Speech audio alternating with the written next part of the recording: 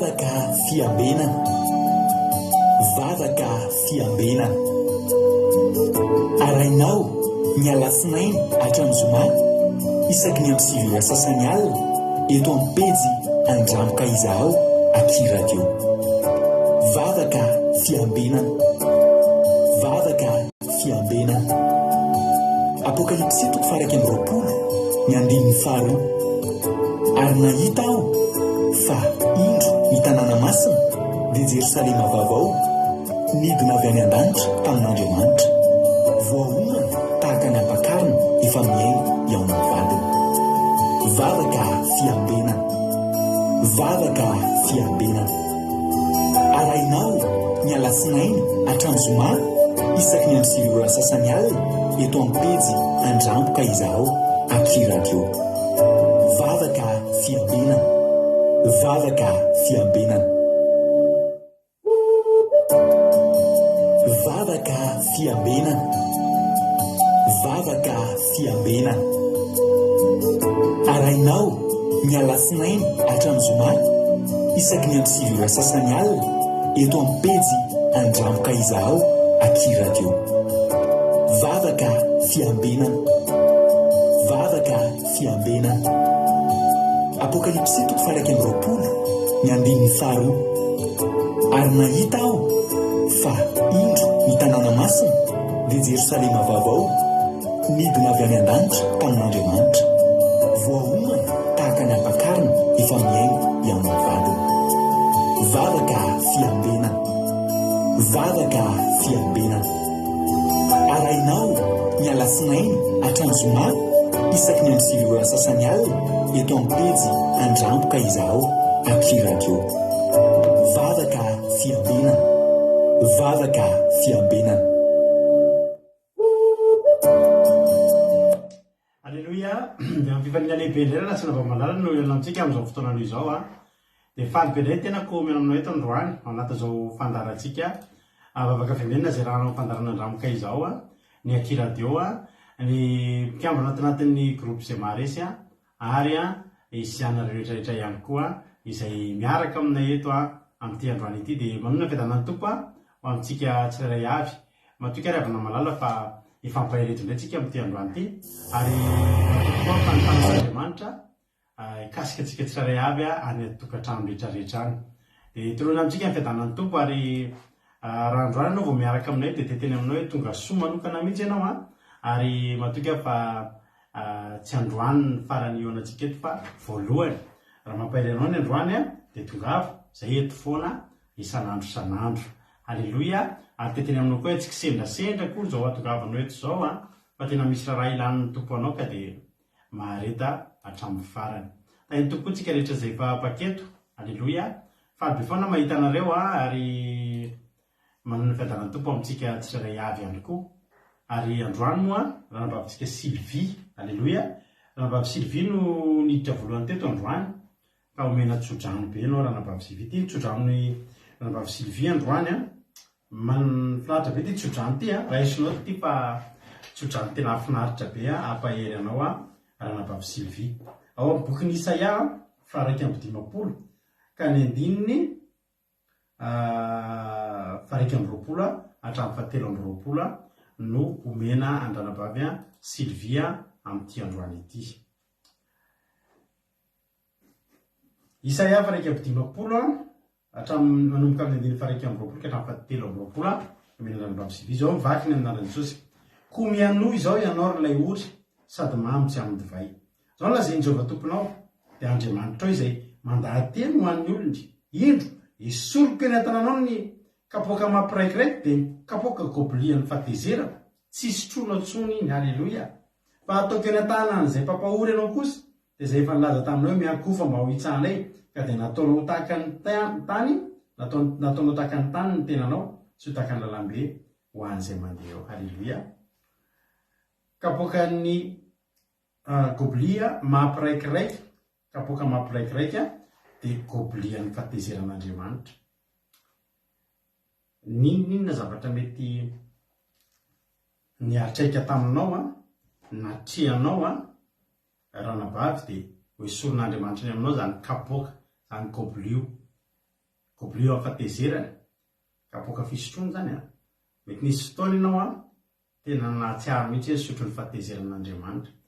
Misy fotoana ny zanak'Israely misotro ny fahatezeran'Andriamanitra ary de tena tratra eny an-tanany mihitsy izay kapoaka mampiraikiraiky zay de miraikiraiky de ataon'ny olona rehetrarehetra tsinitsiny fa tonga ny fotoana hoy ny tenin'Andriamanitra hoe mianoa ianao ilay ory androany a de misoroka eny an-tananao le kapoaka mampiraikiraiky de le goblio an'ny fahatezerako tsy sotronao itsony ino ny tenin'Andriamanitra fa ho afindra eny an-tanan'izay mampiraikiraiky ifindra tanana zany iny de tapitra lateo ny fivadikanina taorinan'ny fivadikanina vita somatsara fivadikanina 2 androtsika de tsy sotro amin'ny intsony ianao ranabavy a Sylvie fa iova misy iovana ngezabe mihitsy a ataon'Andriamanitra eo amin'ny fiainana hoe sonina eny aminao re de afinany aman'olona tsy eny aminao intsony a izany kapoaka mampiraikiraiky izany. Tahiny tompo a ranabavy Sylvie de maharetatra amin'ny farany a nanarakaraka ny ranabavy Sylvie tao a de tonga tao a ranabavy Sylvie moa ny Koweïty Sylvina Rosemina ao aty France Lovritina France tody sy Jesosy mandrakizay Allemagne tonga soa ihany koa Mami Koweïty tody Raonso France de Sandola Koweïty Mapionne France Marie Eulalie Koweïty Andoandry France Fabiola Koweïty Elisa Tiala Koweïty Berthe Koweïty Kadaka France any Madagascar izy zao nanao vacances asan'ny apôstôly Rahalahy Alain any Madagascar Koda Léonie Koweïty Tsily Amboaramiel France Azaskapatitsi France Marie-Jo États-Unis Angolina Andrinasolo France Miry Arandremalala Madagascar Kodanela Belgique Artisanat de Madagascar Linaio France Alléluia izy koa manarakaraka azy tao a monimonia mo tia France koa mba raha tsy diso rehefa niteny teo izy hoe France Zamina Camarade Jesosy France tonga soa Erikaraky France Natalina Marie Charline Madagascar de ao ihany koa Marina Tiana Canada ao ihany koa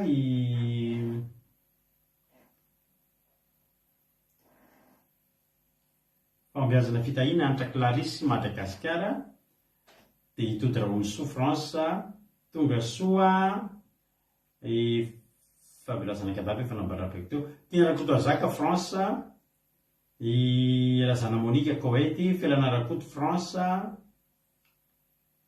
Angèle Pagès France Jesosy Noeriko Iamo angamba izy io raha tsy diso fa maromaro izay mitomboka amin'ny Jesosy zay anaranareo fa mino fa Iamo any Koweïty ihany koa Halleluia tonga soa daholy maheno tsara ny feo venareo milamina tsara ve fahitanareo ny sary ve mazava tsara daholy ihany manontany ihany mantsy satria tao ao tamin'ny lady tao anaty fivadikana somary nijalijalo tamin'ny connexion de mety tsara ihany monio ny atao France tadidiko kay tonga soa monimoni tonga soa tsika rehetrarehetra Jesosy misy Jesosy Noeriko ato misy Jesosy Mpandresy ato misy Riama reny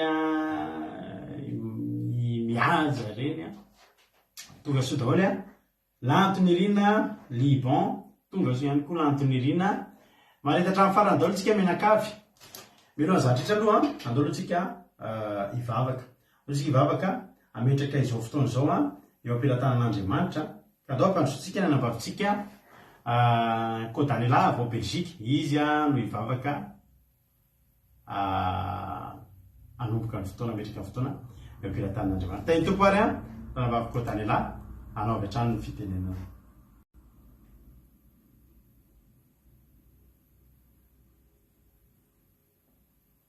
andatsiny kely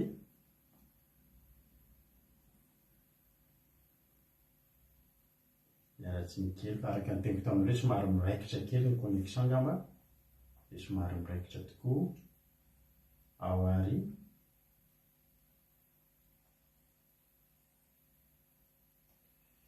Kodanela anao ny fitenenana.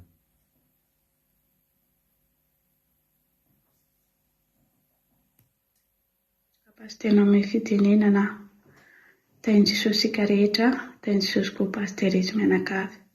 Mbola hiara-mivaroka antsika mitrarantsika ny fotoana rehetra rehetra eo am-pelatanan'Andriamanitra. Ry Andriamanitra alainay tsara avondrindra, mbola faly sy terameny voninahitra anao. Saotra betsaka anao fa mbola tonga eto indray Jehovah, hientinao sy ny fampianarana avy aminao. Ary saotra betsaka anao ny fitantananao any tsirairay aby.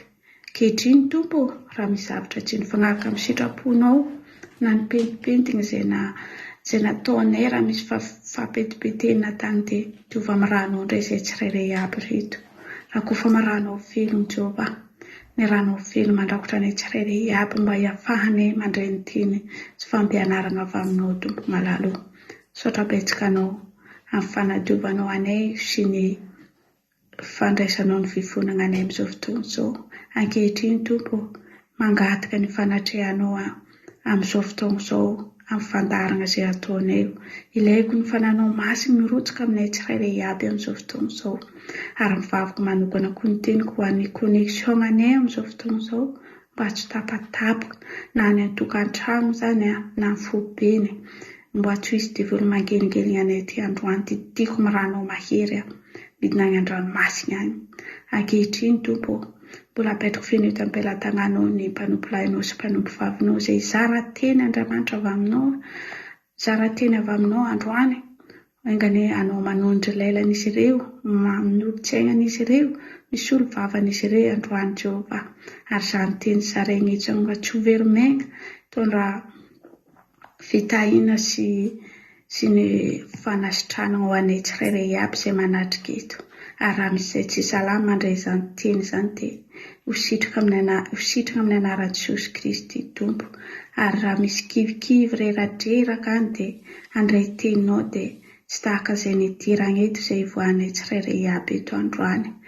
Ary raha mbola misy any an-dalana any Jehovah kanefa manana hetaheta aminao hanaraka izany teny fampianarana avy aminao dia anao mitari-dalana azy ireo, anao mitampana ary miaro an'izy ireo tsirairay aby Jesosy malalo. Tahaka izany koa n'izay olo manatrika eto dia mangataka ny tsy hisy fangelengelenina eto androany, fa nanao masina ny miaro anay tsirairay aby, ny herinao sy ny tanjakao. Saotra betsaka indrindra amin'izany rehetrarehetra izany Tompo. Dia rahatso anao, voninahitra tolotra anao. Halleluja. Amen. Halleluja. Mankasitraka indrindra andronam-bavitsika Anao. Halleluja. tao anatin'izay vavaka isy retin'izay. Dia tahiny tompontsika mianakavy hiditra amin'ny ten'Andriamanitra sika fa eno ira aloha tsika.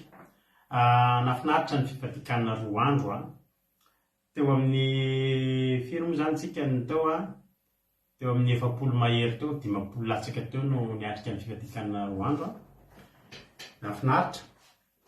Tena misy fanatrehan'Andriamanitra ary nahazo hery ny mpanatoto sy ny mpandray anjara tamin'ny vavaka fifatikana. Dia amin'ny manaraka indray tsika mbola ondray Any tena marina tsika eo amin'ny 3 isan-taona tsika manao fifatikana. Manarakaraka izany misy filazana mialohan'ny antsika ira aloha. Halleluja. Amin'ny afaka ray volana latsaka, zany hoe amin'ny 1er oktobra. 1er oktobra ho avy izao dia feno 5 taona somatsara ny Akiradio. Ny fandarana andramoka izao nanomboka janvier 2018, fa ny Akiradio kosa ilay web radio antsika io mandeha io zany dia nanomboka tamin'ny 1er oktobra 2018. 5 taona tahaka izao 31 août tsika ho anareo izay efa niaraka taminay tamin'izany nanao alimbavaka. Nanao alimbavaka tsika tany Chantilly. Tany Chantilly tany amin'ny 60. Dia tany amina mpikambana anankiray niaraka tamintsika teto natokantrano nanaovana ny alimbavaka tamin'izany. Voninahitra n'Andriamanitra fa vokatry ny alimbavaka 5 andro tatao aoriana dia nisy tena fitahian'Andriamanitra latsaka avy any an-danitra. Olona ny rahan'Andriamanitra anampy antsika hanokatra web radio izay tena tsy nampozina mihitsy hoe izy an'izay fa le olona no miteny hoe mety aminareo izy raha mikafanareo satria tena mitovy izy zavatra tanjosika dia mitondra olona any an-danitra. Halleluia. Nanomboka tamin'izany fotoana izany 31 août teo 15 septembre teo dia raikitra fa dia hanokatra radio. Halleluia. Tsahatra daholo ny zavatra rehetra na ny vakansy ary tamin'izany tsy nisy varany fa dia tonga dia andao hanokatra radio. 10 andro teo eo ny omanana tamin'ny zavatra rehetrarehetra dia tapaka fa ho atomboka ny 1er octobre ny Aki radio. Dia tapaka tamin'izay 1er octobre vao mipaika ny 1er octobre amin'ny 12 alina dia hanomboka tsy tapatomboka amin'ny 12 alina zay amin'ny 12 alina mbola ao anatin'ny asa mihitsy manamboatra ny studio kelitsika tamin'izany. Dia atomboka amin'ny 7 maraina indray dia mbola tsy tratra fa dia tamin'ny 2 atoandro 1er octobre amin'ny 2 atoandro no tafasosoka nanomboka nandeha Soamatany nanaovana natao live tamin'izany dia nanomboka nandeha ny Aki radio. Tsika tato amin'ny groupe izay maharesy moa tamin'izany tamin'izany mbola tsy groupe izay maharesy fa groupe tourteny en direct 1 2 3 4 nisy atsika nisy groupe efatra atao hoe tourteny en direct ny anaran'ilay groupe tamin'izany. Dia isika tato amin'ny groupe moa andro vitsivitsy talohan'ny 1er octobre dia efa samy naheno satria efa manao essai dia efa samy mihaino fa mbola tsy nitenenina tamin'io hoe misy mandeha ilay izy dia efa nihaino dia efa mihaino tsika dia tamin'izany miteny mivantana eo tamin'izany moa misy ohatr'izao mihitsy ilay radio dia miteny ohatr'izao dia iny ny aminareo fa tsy amin'izao mantsy efa zavatra efa enregistré daholo no mandeha ao.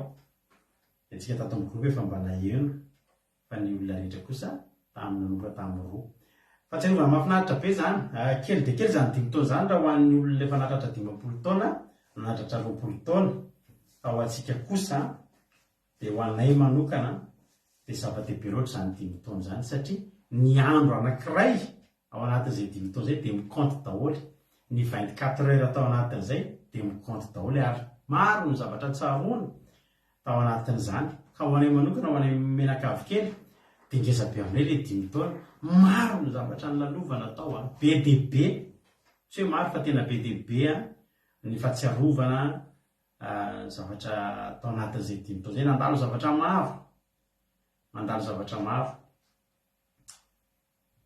amin'io amin'ity ny faha-10 taona dia tsika moa tsy dia afaka hoe hanao zavatra be hoe ahoana satria tsika tsy hoe fiangonana anaka hoe mihaona amina toerana iray dia ao daholy raha tsy izany dia afaka nanao zavatra angeza be foana tsika fa ny tsika dia en ligne eto ihany mba zavatra nanantsika. Halleluia. Ka dia noho izay zavatra izay dia en ligne ihany koa ny ankalazantsika an'ilay izy anaovantsika fifaliana io ankalazantsika isaorantsika an'Andriamanitra. Ka ny 1er octobre amin'ity dia mitoton'andro lahady izany hoe tsisy fandarantsika rehefa lahady. Ny dikan'izany dia ho avancena ny zoma 29 septembre ny mba fety kely ankalazantsika izany amin'ny endrika misy manontany alatsiny fa misy manontany nefany za varina amin'ny resaka aveo tizako izay teny izay rehefa ao tany tompo aloha hoe izaho mbola tsy voarabako taminareo rehetrarehetra izao misaotra anareo no teny hoe mety tsara ny feo misaotra anareo nambinitsomakrina tany Jesosy sady etikotsika dia miara oly amin'ny nambinitsomakrina fa nodimandro maly ny dadany nalary dia nodimandry dia mampahelan'ny nambinitsomakrina tsika rehetrarehetra ary miara oly aminy ary mitondra teny fampinoana ho an'ny fianakaviana dia mahereza nambinitsomakrina fa izay ny lahatra miandry an'izay reto tsika eto tany eto fa tombon-dalana ny dadaka dia mahereza tahin'ny tompo nambinitsomakrina. Mahakaka soameva eto France mihaja Jesosy mpandresy Madagasikara zamina kamarady Jesosy France eve manambotso France kadaka malala efa nyteneniko teo ao ihany koa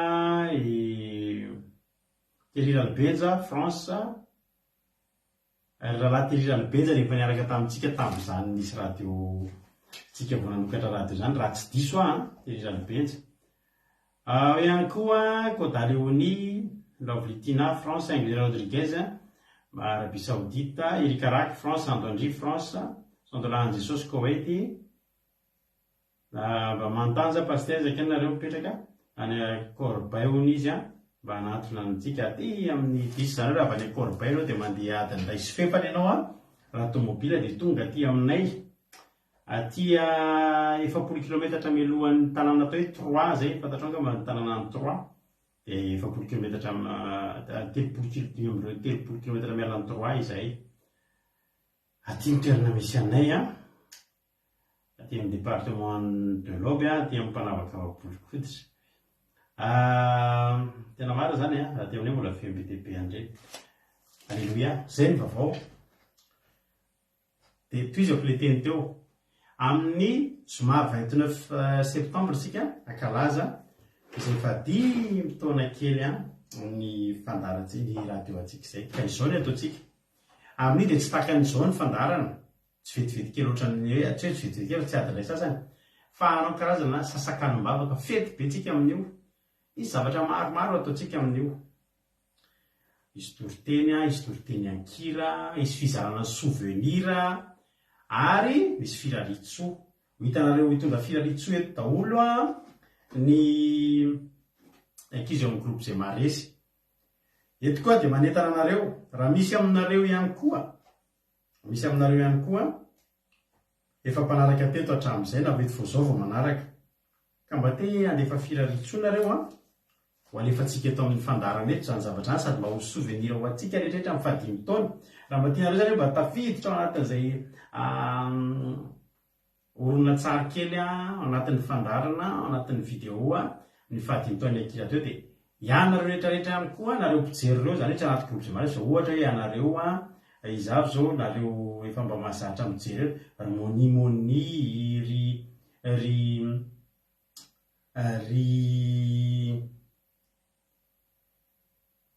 Miria, ry Thierry Albenza, ry Marie Charline, ry Memanambotsoa, efa zanakapele zany reny, ry nareo rehetrarehetra zay mpijery reo raha misy aminareo maniry mba andefa firaritsoa teny mamy firaritsoa ho an'ny fahadimy taona akiradio dia mandefasa vidéo kely tsy mihoatra ny 2 minitra alefanareo MP aty amiko na any amin'ny mampionina akiradio andramoka izao na mampionina akiradio na fity akiradio dia afaka mandefa an'izay nareo alefana ry Angèle Pagès ry nareo rehetrarehetra zay efa mpanaraka reo afaka mandefa firaritsoa nareo teny mamy zay vokatry ny fonareo irarynareo soan'ny akiradio dia alefantsika ao daholo amin'io alombavaka amin'ny 29 septembre andro zoma izy io dia mitoy ny sabata 30 septembre ny fifalitsika mankalaza an'izany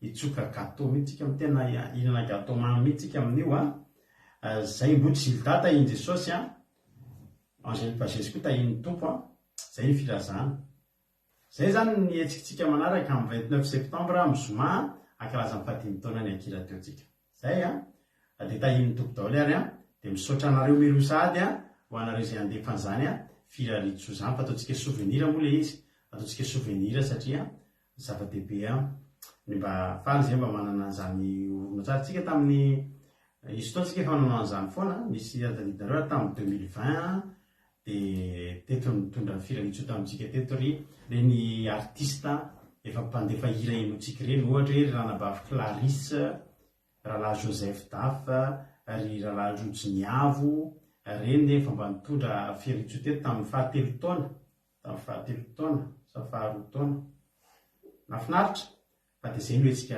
ataontsika ka misaotra nareo mirosady dia tahin'ny tompo isika rehetrarehetra daholo antsika aloha ary eno izy tsika atolotra antsika ampitiavana be ty ao anatin'ny ty zany tsika miomana kely miomana tsara amin'ny maka baiboly dia maka toerana tsara fa ihaino toriteny iaraka amin'ny ranavavitsika kadakitsika amin'ity androany ty ao arinan'ny ity iray ty tahiny tompo daholo mijery finaritra daholo.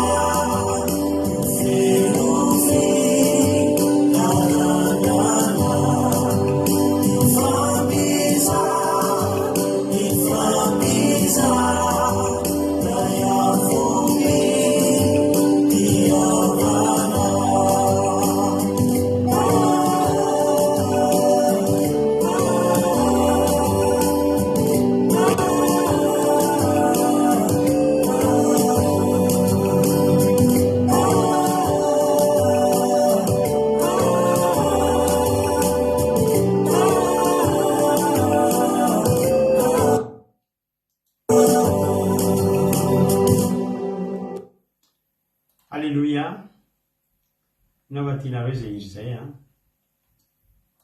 Alleloia. Anisan'ny mba mahafinaritra izy iny dia mba arovidiko alefa androany. Andao atsika hiditra amin'ny tenin'Andriamanitra. Tenin'Andriamanitra rahantsika amin'ny ranabavitsika kadaka. Alleloia. Ny Madagasikara moa izy izao manao vakansa fa tsy adininy kosa nefa ny nanao ny anjara asany a dia nitory teny a satria anjara ny androany. Raha misy mbola tsy voarabako aloha dia arapaiko vetivety a. Ohatra hoe itody rahoso efa narapaiko a. Elizatsiala ny Anamainsoa, Elizatsiala Koweity, ny Anamainsoa Italia, tonga soa daholo. Selina Rozmina France tonga soa. Motilidanga mba ny Koweity raha tsy diso a. Tahiny Jesosy daholo. Alleloia. Hilberta koa le hira. Tahiny Jesosy aritsika. Andao ary tonga dia hiditra amin'ny tenin'Andriamanitra dia rehefa vita ny toritena taka ny mazatra ny velona tany a mamelavelatra ny tenin'Andriamanitra. Meno finaritra daholo a maretatra amin'ny farany. Kadaka hanao ny fitenenana. Ny Jesosy pastera dia tahiny Jesosy daholo tsika rehetra dia voalohany indrindra riavana dia miara-apantsika tsara ray avy a ny tenako satria somary efa elaela ihany izay tsy niona antsika zay a fa mino sa riavana na dia hoe tsy niona tetotsika dia mino sa fa niaraka tamin'Andriamanitra foana antsika tamin'izay vakansy izay niarasantsika zay nataontsika zay riavana. Mino sa fa tsika zanak'Andriamanitra riavana dia tsy misaraka amin'Andriamanitra foana isanandro dia teo hoe teo aza ny vakansy ary ny misaotra an'Andriamanitra tsika riavana fa no zavatra rehetra zany a dia no fitiavan'Andriamanitra tsika daholo na vitantsika zany fialan-tsasatra zany riavana. Dia valy riavana ny tenako a mijara ny tenin'Andriamanitra amintsika amin'ity hariva ity riavana dia ny tenin'Andriamanitra izay hozaraiko riavana dia ao amin'ny Salamo a 7:20 andininy voalohany ka hatramin'ny fahaefatra. Salamo a 7:20 andininy voalohany ka hatramin'ny fahaefatra. Rehefa hitantsika zany a dia vakintsika amin'ny anaran'i Jesosy. Ny sora mandry eo ambony a ny mpiandry tsara. Jehovah ny mpiandry ahy, tsy hanan-java mahory aho, mampandry ahy amin'ny ay maitso izy,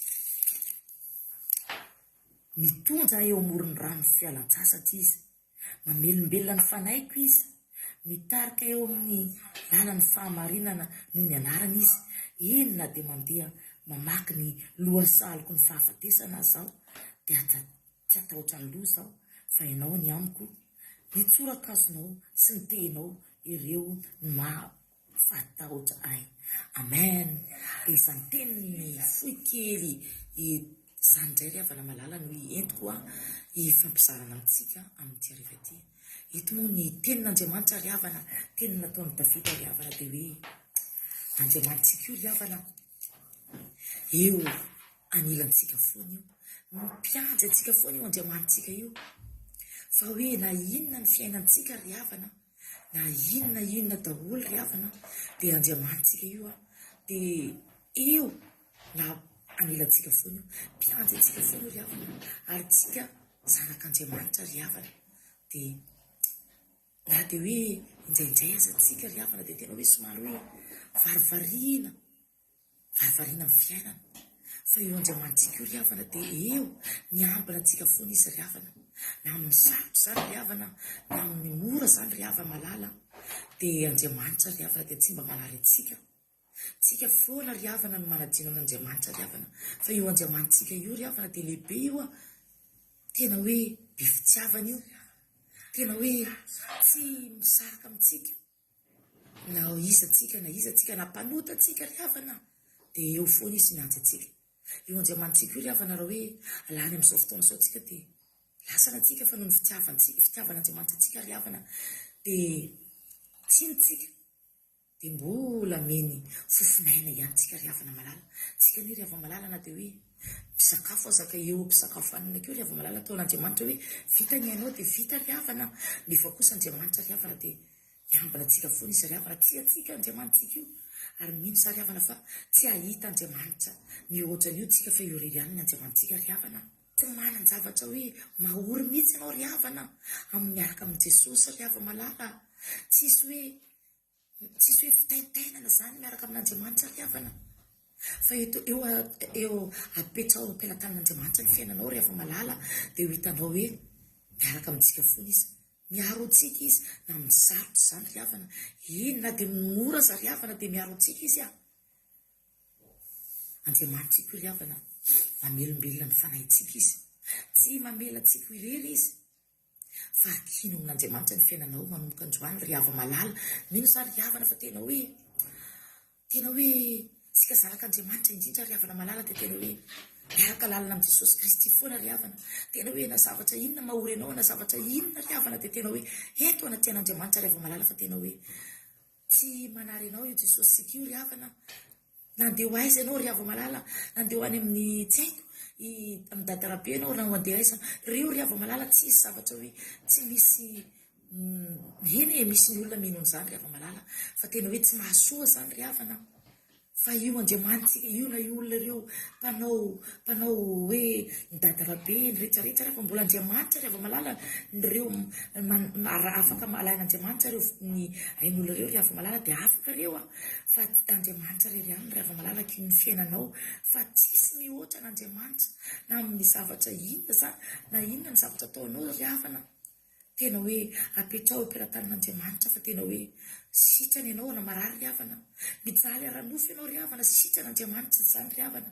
mijaly ara-bola ianao omen'Andriamanitra ianao ry havana, ina moa ny zavatra tsy hain'Andriamanitra ry havana amin'ny fiainantsika manontolo, tena hoe tia an'Andriamanitra tsika, tsy haharinitsika zanany ry havana, matoatsika nataon'Andriamanitra eto ambonin'ny tany eto ry havana malala ny fitiavany antsika tsiraray avy izany, tsy manary antsika io Andriamanitsika io.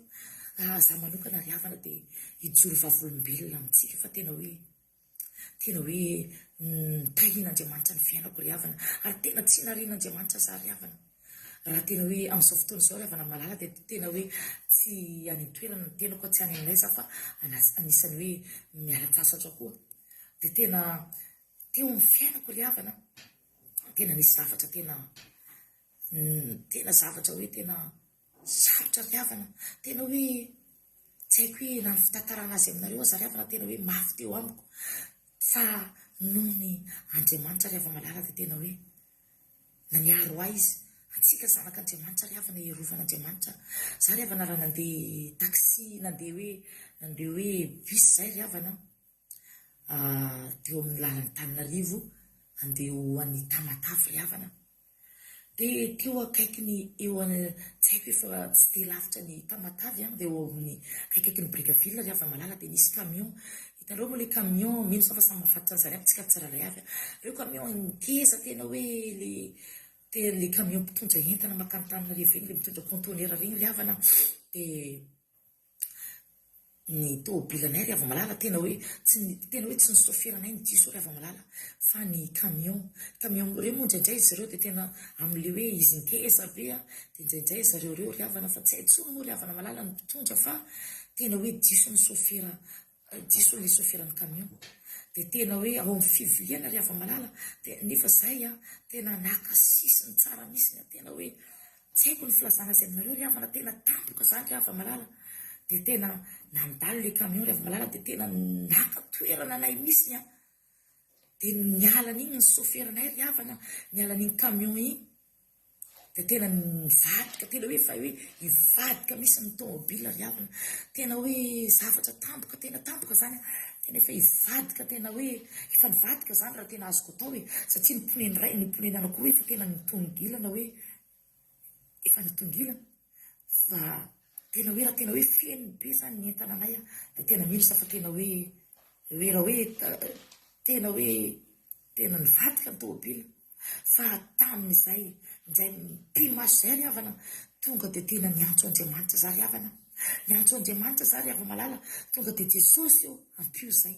Fa tena hoe tonga dia tsy haiko tampoka teo ry havana, tena tsy haiko fa tonga dia niarana tampoka ny tômôbila niarasanay ry havana.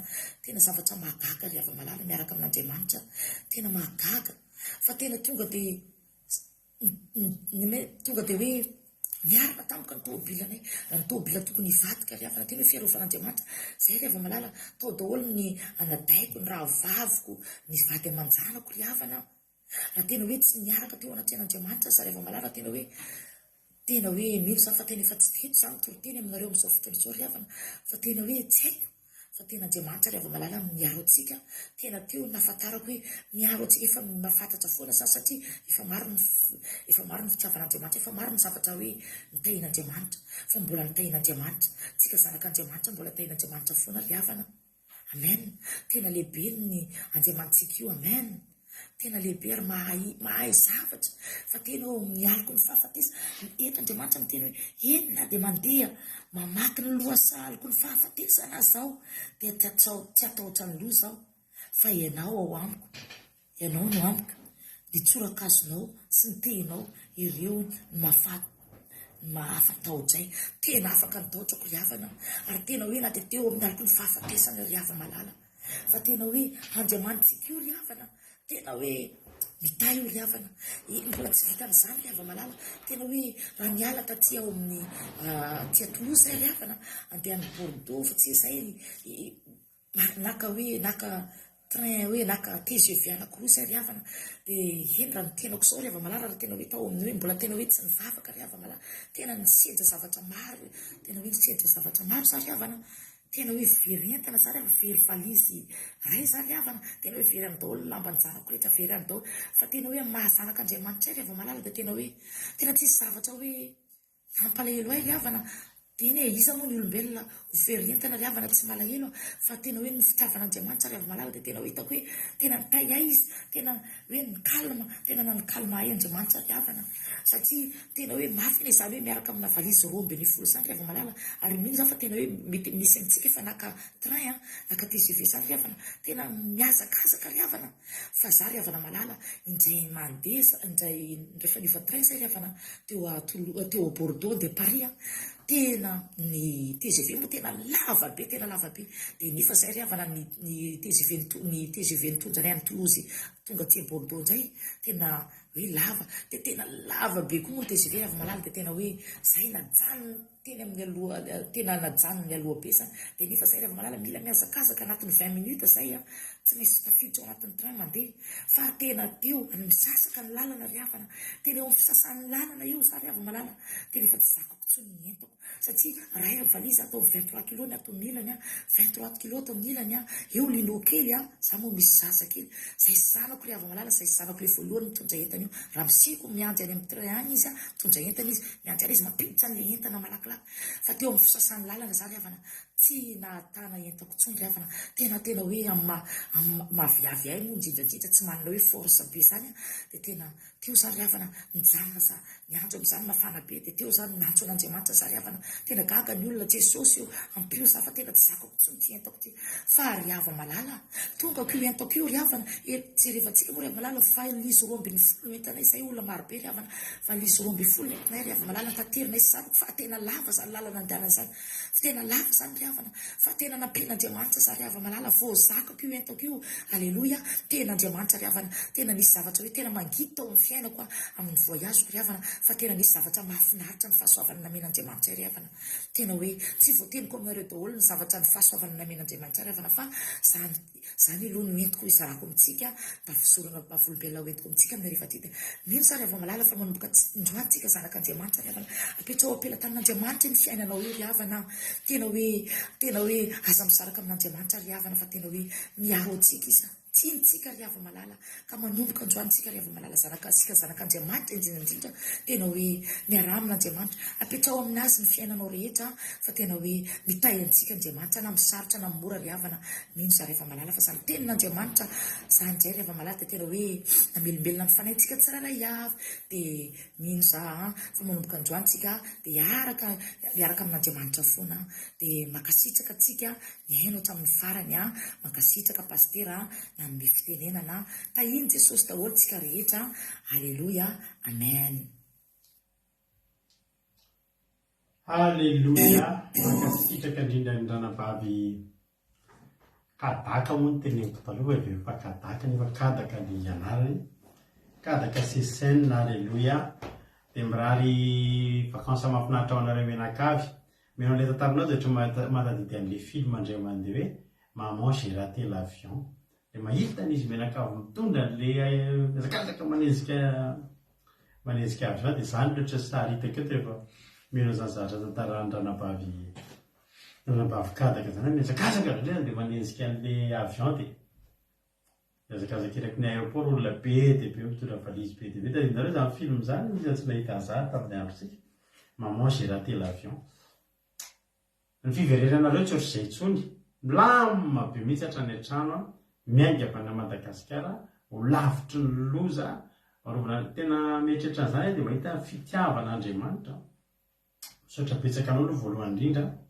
amin'ny toritenjy nentinao andriamanitra manakirem-pahasoavana ane hamaly fidianao dia mitombosotra fahasoavana dia tonga avy amin'ny ambony indrindra mahita an'izany rehetrrehetra zany dia tena mampideran'andriamanitra tokoa efa niainga ny mpiomeran'ny tomobily efa andeha hivadika nge zany ary raha navesatra ny entana tao ambony dia lasa zany fa nefa na dia navesatra aza ny entana tao ambony ny tanan'andriamanitra mitazona anareo koa mavesatra be ary zany ny tombony alleloia ananantsika an'andriamanitra firy ny accident ny Madagasikara parelo nahita ny accident tamin'ny lahady iny tena mafy palahelo fa ny zava-mahafinaritra na dia misy aza reny accident mahatsiravina reny dia anareo tsy tratran'ireny saika dia tsy efa miaraka amin'andriamanitra dia saika daholo saika hananao accident saika tsy tonga saika ohatr' izao fa saika fa tsy tena izy miaraka amin'andriamanitra no vadika saika daholo ny fiainanao zavatra ratsy le saika fa ny tsara moa tonga dia tanteraka alleloia tahiny tompontsika rehetrarehetra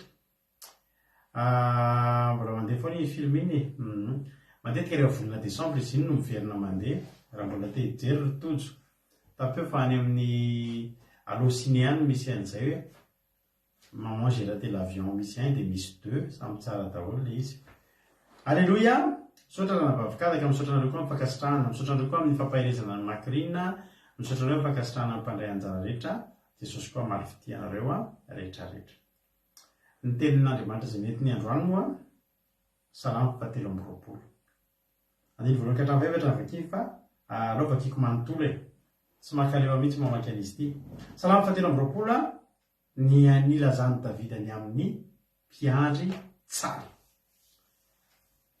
Mpiandry tsara. Salamo natao Davida amin'anaran'i Jesosy, Jehovah mpiandry ahy, tsy hanan-java-mahory ahy. Mampandry ahy amin'ny ai-maitso izy, mitondra amoron rano fialan-tsasatra izy. Melobelona amin'ny fanahiko izy, mitarika ahy amin'ny lalàn'ny fahamarinana noho ny anarany izy. Eny, dia mamaky ny lohasaryko mahafatesana aza, dia tsy atahotra ny loza, fa ianao no amiko. Ny tsorakazonao sy ny tehinao, reo no mahafatahotra ahy. Miaritra latabatra ny lohako mason'ny fahavariko ianao, manositra dililo ny lohako ianao, ny kapoakako feno dia feno. Eny tokoa. Alleluia, fahasoavana sy famindrampona anaraka amin'ny andro rehetra iainao, dia toetra ao hatramin'ny Jehovah andro lava ao. Alleluia, amen. Androantsika resaka ny amin'ny mpiandry tsara. Misy ny mpiandry ratsy, matoa misy ny mpiandry tsara, dia misy ny mpiandry ratsy. Ka Davida androany dia miresaka momba n'ilay mpiandry tsara. Io mpiandry tsara io dia mitomboka amin'ny majuscule daholo, mpiandry tsara. Marina nge zany. Za rehefa manoatra zavatra momba an'Andriamanitra ataoko majuscule daholo ny momba azy rehetrarehetra. Ny fitomboana satria lehibe Andriamanitra. Jehovah io mpiandry tsara io. Jehovah io mpiandry tsara tenen'i Davida io. Jehovah ny mpiandry aho izy Davida. Ny tena marina zany Davida no namaritra. Azonareo? Davida no namaritra, Davida no nifidy. Hoe za, raha za, dia Jehovah no mpiandry aho. Inona moa mahatonga Davida niteny an'izany? Dia fantatritsika tsara fa Davida mpiandry ondry. Alleluia. Ary Davida mpiandry ondry io dia niezaka koa Davida mba ho mpiandry tsara miohatra amin'ny mpiandry ondry rehetrarehetra. Ary Davida dia anisan'ny mpiandry ondry niavaka tamin'ny mpiandry ondry nisy hatramin'izay. Zao ny mampiavaka azy. I Davida tsy miandry ondry fotsiny. Fa ao anatin'izay atao hoe miandry ondry izay dia misy asa be dia be atao. Miandry ondry zany tsy hoe miandry. Hoe sao dia mivoaka ny valy, tsy izay fotsiny. Fa misy fotoana izy mitondra ireny mivoaka amin'ny valy, mandeha mitady sakafo, mandeha mitady ai-maitso, mandeha mitady loharano, rano hosotroana. Dia ny miandry ondry zany tena mandinika ny ondry ianao. Ohatran'ireny mpiasana valan-javaboary ireny ny asany isan'andro anakaramazy dia manara-maso an'ireo biby ao anaty zoo ireo. Dia vala fitehirizana biby ireny zany. Dia mandinika an'ireo. Ny asan'ireo dia mandinika an'ireo hoe sao dia misy malezolezo, sao dia misy marary, sao dia misy maratra, ka vao izay maratra dia tsaboana, izay marary dia esorina miaraka amin'ny tsy araka amin'ny namany fa tsaboana aloha sao mamindra amin'ny namany. Jerena sao dia tsy mahinan-kanina, fa maninona tsy mahinan-kanina. Izay ny anakaramana an'ireny olona ireny, ary mikarama tsara mihitsy satria tsy mahazo manao mpitotoa amin'izany asa zany. Alleluia. Mihoatra lavitra noho izany ihany koa ny Davida ravako. Davida indray tsy nisy nanakarama satria ondry ny dadany ihany ireo. Raha ondry ny dadany dia ondry ny Davida, ho avin'ny Davida. I Davida ohatr'izao fomba fiandry Davida ondry. Fantan'ireo hoe reto tokony hihinan-kanina izy izao, dia entiny mandeha mihinan-kanina. Arahany maso eny an-dalana, tarihany lalana. Raha azony atao no mifidy lalana tsy kisilasila amin'io sao minjera, sao dia misolifatra dia ataony. Dia izy nomelo lalana sao dia misy lavaka any dia manjary latsaka any. Fa na dia zany hitany masony, todihany foana ny hatrany ariana rehetrarehetra. Fa ny tena zany izany mbola ataon'ny mpiandry ondry rehetrarehetra daholo. Na mpiandry ratsy ary mbola manao an'izany koa. Hoe mitondra mandeha mampisakafo ny ondry. Mampisakafo ny ondry. Mampisakafo ondry zany mampisotro rano ny ondry zany na mpiandry ratsy ary mahay an'izany. Fa ny mampiavaka mahatonga azo mpiandry tsara dia zao mba zavatra nataony Davida mba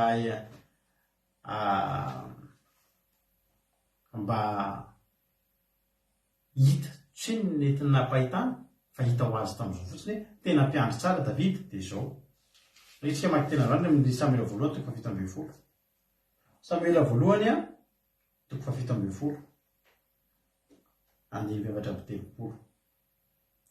Samuela voalohany 7:20. Andiny 7:30. Ohatrohatry zao no fiandry Davida ny ondriny. Misy fotoan'ireo tojo olana ary tojo fahavalo miankina manaina ny adin'ireo. Fakiko amin'ny Jesosy. Resaka tamin'ny Saoly Davida rehefa andeha hiady amin'ny Goliata dia tsy navelan'ny Saoly hiady amin'ny Goliata fa izy Saoly hoe matin'ireo ianao. Matin'io ianao izy fa io efa mpiady hatramin'izay ny ainany. Dia ozy izy Davida. Nitantarainy Davida ny fomba nanaovany ny ondry. Nitantarainy Davida zany ny fomba izay nanaovany ireo ondriny ireo. Samuela voalohany toko 7:20 andiny 7:30 vakitsika. Hoy Davida tamin'ny Saoly: ny mpanomponao miandry ny ondry indrainy, ary nisy liona sy bera tonga teo ka nahalasa ny zanak'ondry teo amin'ny ondry. Dia nanenjika azy dia namela azy. Tsy nisalasala Davida. Vao nikitika ny ondry, tsy nampihemotra Davida na liona na bera, fa zao ihany ny fantany lasa ny ondry. Tsy dia hoe liona tsy sahako, bera tsy sahako, fa raha alika mety sahako. Tsy nampihemotra ny Davida na liona na bera na mbola nisy jagoala teo ka na nisy tigra teo ka tsy fantatra, tsy nampihemotra ny Davida. Ny zavatra ray loha ihany fantatra Davida, lasa niny ondro. Halleloia. Ary rehefa lasa niny ny ondro dia andiny 5:30 dia nanenjika azy tena mely azy aloha, nanenjika aloha natao izay hatratra azy. Enjana angely avana amin'ny manenjika liona sy manenjika biby aingam-pandeha isany revana. Fa azon'ny Davida. Satria tsy namela azy. Ary nanenjika azy aho izy tena mely azy. Dia azoko teny ambavany ilay zanak'ondry. Azony aloha ilay zanak'ondry. Azony velona, alleloia, mbola tsy maty. Ary noho ny andramatra izy dia no azoniko tamin'ny soniny dia naziko tamaty. Ny Davida zany rehefa nikitika nakan'ilay ondry ilay liona sy bera dia nenjehany ny tanjony voalohany akany ondry. Fa tsy nijanona teo ny asan'ny Davida. Zao ny teny Davida, nikitika ny ondriko tsy maintsy matiko. Alleluia. Satria fantatra Davida fa indry raha mbola velandehany dia mbola iveriny iny rapitso. Amin'ny Davida zany aloha to dia maty. Ny ondry alaina, tsy mbola vita ny asa, tsy mifakana ondry ihany ny zava-dehibe, fa mifamonoana ny liona sy ny bera. Zany nampiavaka ny Davida. Zany natonga ny Davida ho mpiandry ondry ny afaka. Tamin'ny mpiandry ondry rehetrarehetra nisy tamin'izany. Iza moa ry havana no tsy mba te hoe ho atao aminy ny zavatra tsara atao aman'olona. Misy fomba fiteny zay hoe ataovy amin'ny hafa izay tianao atao amin'ny tenanao. Alleluia. Ataovy amin'ny hafa izay tianao atao amin'ny tenanao. Misy fotoana tsika aty andafy miditra toalety ianao dia zao ny tenin'ilay misy ohatra hoe ataovy takany ny idiranao teo ny adioan'io rehefa mivoaka ianao mba hidiran'ny hafa ihany koa. Raha madio ny vatanao dia ataovy madio koa ho an'ny hafa. Zay indrindra ny zavatra tiany Davida tongavana any amin'ny Salamo 7:20. Ka namaritany Jehovah ny mpiandry ahy. Fantany Davida, fantany fa raha Davida olombelona navita an'izany amin'ny ondriny, dia fantany Davida fa mbola vita mihoatra noho izany koa Andriamanitra amin'ny Davida raha Davida niondry akatoeran'ny ondry zany Davida eto ny mpiandro tsy olombelona tsy ny dadany tsy ny mamany tsy ny tontonany fa Davida rehefa mikarakara an'ireo ondry ireo dia Davida raha zaho mba misy manao sambatra nareo riony fa raha mba zaho misy manao ohatran'izao anaovako anareo izao satria fantatry ny ataoko anareo fa tena zavatra tsara. Alleloia, amen. Dia izay koa mba niteny hoe Jehova no mpiandry ahy. Samy teny Davida fa raha Jehova no mpiandry azy tsy hanana anjava mahory izy satria izao ireo ondry ireo eo ampelantanan'i Davida amin'ny mampiandry an'i Davida dia fantany azo ny antoka tsisy mahory ireo ondry ireo. Ireo zany tsy miteny tsy fantatra izay zavatra teny fa ny zavatra azo antoka hiteny amin'ny endriny hiteny amin'ny fiainany tsisy nahory an'ireo. Alleloia, zany mba fanirian'i Davida ny tsy hanan-java-mahory. Raha tsy hanan-java-mahory Davida fantany tsisy hahatanteraka an'izany fa tsy ny fiankinany amin'ny Jehova irery no mpiandry tsara afaka anao mihoatra noho izay nataon'i Davida tamin'ireo ondrin'ireo amin'ny olombelona. Dia jerenareo tokoa nge ny zavatra nataon'Andriamanitra tamin'i Davida.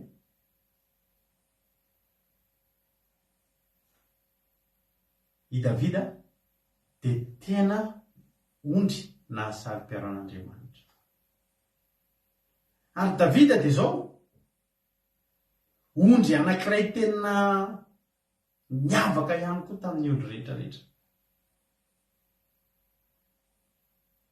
Izy Andriamanitra foana mantsy nahita olona araka ny foko olona ray ny tenenan'Andriamanitra an'izay tao.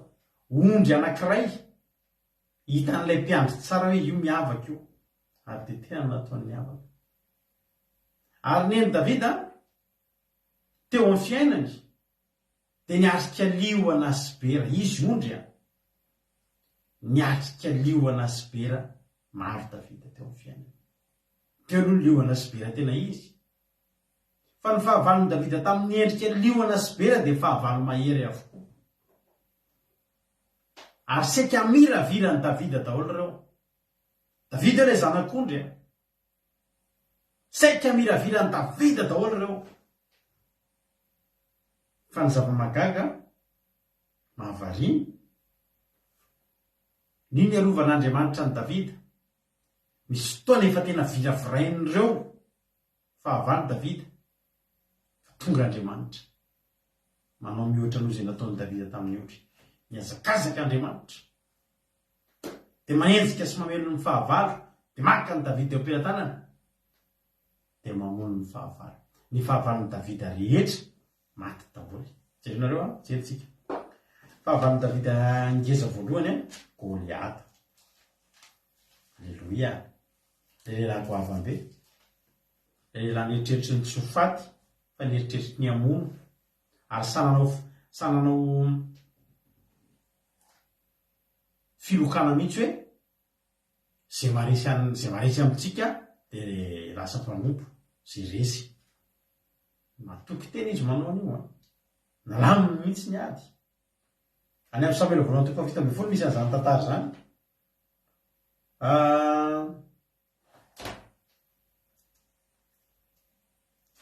Hoy izy Goliata. Any amin'ny Samuel voalohany toko fito ambin'ny folo andiny valo. Ary nijanona izy ka niantso miaramihina Israely aminao tamin'ny hoe nahoana ianareo no mivoaka ilahatra iady tsy Filistina va ary ianareo kosa mpanompony Saoly. Mividiana lehilahy ray aminareo aokizidiny ety amiko. Raha tahiny maharesy ahy izy ka mahafaty ahy.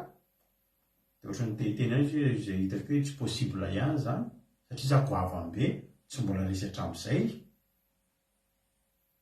Alleloia. Dia aokizidiny ety amiko ka raha tahiny maharesy ahy izy dia ka mahafaty ahy dia mpanomponareo izay.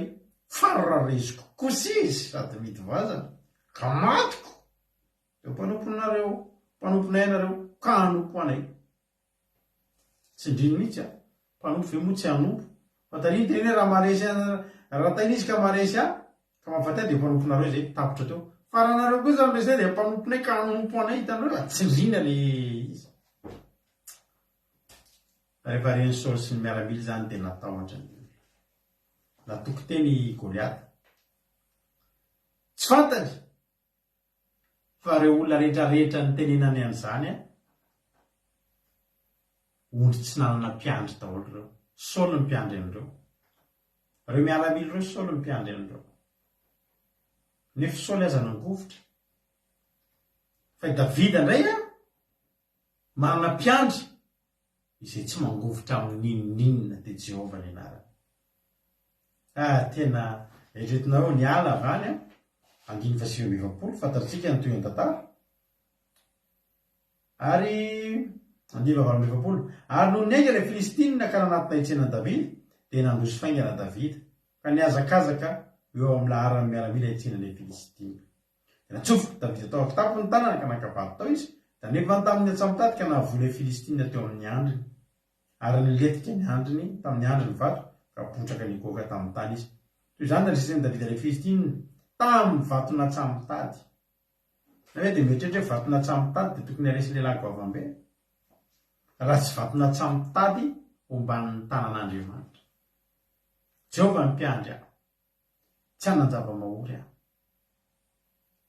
Dia nenjehako ny liona sy ny bera ka nasiako. Dia nalaiko teny aminy ny ondry ary vonoko izy ka maty. Navitan'ile teto, navitan'ile vato, nitapahana mihitsy ny lohan'ny Goliaty. Maty. Maty Goliaty.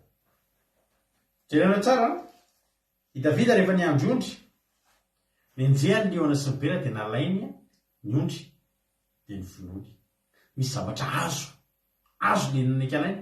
Ka teto saika ho alain'ny Filistina ho babo ny zanak'Israely. I Davida anisany. Ary raha ny zava-misy sy niendrika ny seho'ny ady tamin'izany dia raha ny tamin'ny saina tsy miangatra amin'ny maso maha-olombelona dia efa miviravirain'ny Filistina mihitsy ny zanak'Israely tamin'izany. Fariavana.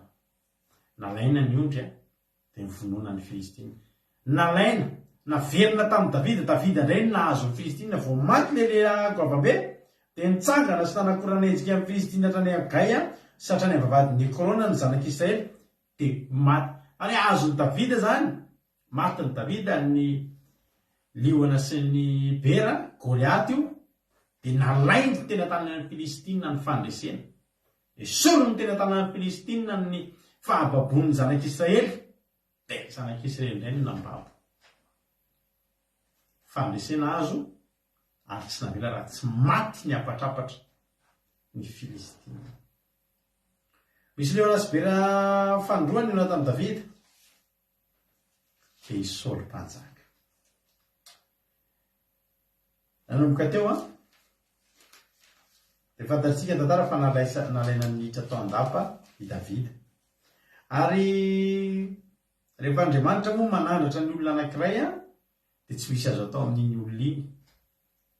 Fa nateny vavan'ny vehivavy teo an-tanàna azy tsy voatazona intsony any amin'ny Samuela voalohany toko 7:7. Ary ny vehivavy mpandihy dia indrindra hoe Saoly nampaty arivorivo fa Davida nampaty arinalina. Halleloia. Sady tahiny tompo loha ho indika enina zany zay vao hitako tahiny tompo tonga soa. Fa ny tanan'Andriamanitra zany dia amin'ny Davida io. Andro aman'alina. Dia jereo zavatra nitranga. Tareo nahazo andranam-bavikadika teo miainga ny tôbila. Andriamanitra Jesosy tonga dia tsy nenjera ny tôbila. Maherika hoe anaran'i Jesosy io amana. Fa jereo Davida ihany koa dia zao. 5 amin'ny Samuela voalohany toko 20. Ary ny ampisiny dia nisy fanaratsy avy tamin'Andriamanitra nilatsaka tamin'ny Saoly ka dia molina tao an-trano izy. Ary Davida nitendry lokanga tamin'ny tanany tahaka ny fanaony isan'andro ary nisy lefina tena tanan'ny Saoly dia natoraka Saoly ny lefina fa hoy izy amely any Davida ka ataoko mibroka miaritra amin'ny rindrina. Fa Davida nisoloky indro teo anatry. Io le zavatra ao anatin'ny ray mpimaso. Io le tsy nirana vavaka, tsisy fifadikanina, tsisy fifantohana. Io le miantso Jesosy Andriamanitra soloka indro zany tonga dia niala ohatr' izao.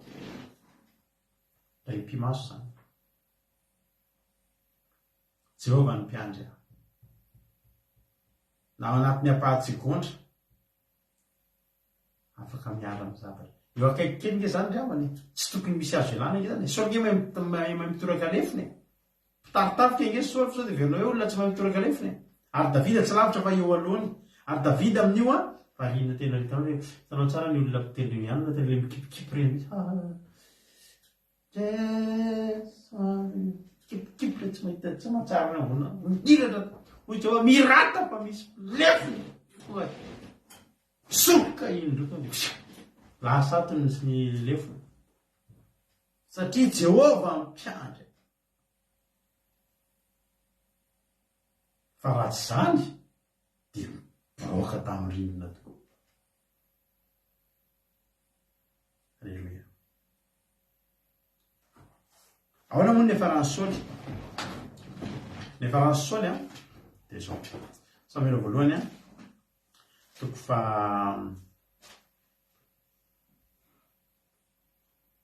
Samuel voalohany toko fa 1:30.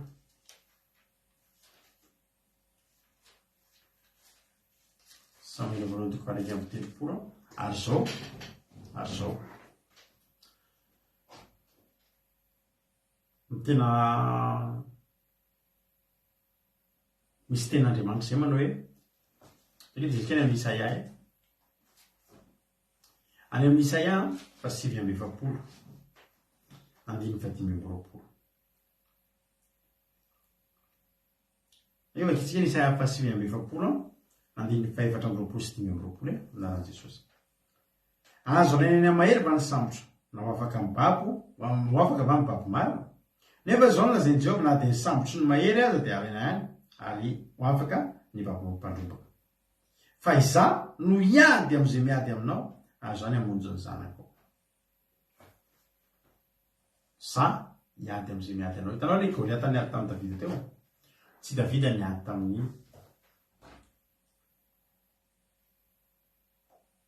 tireur d'élite no mitovy